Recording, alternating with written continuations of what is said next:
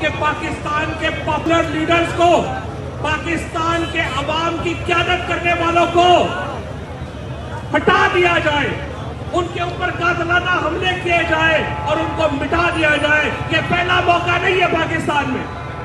इमरान खान के ऊपर हमला पाकिस्तान के ऊपर हमला है और इसका बदला लिया जाएगा। ऐसे नहीं जाएगा।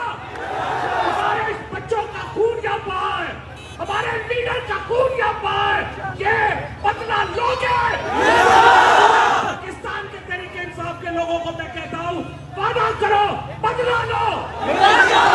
जिस तरीके से हम अमन की पार्टी है, हम बंदूकों वाली पार्टी नहीं है, लेकिन हमारे लीडर के ऊपर बंदूकों से हमला किया गया है।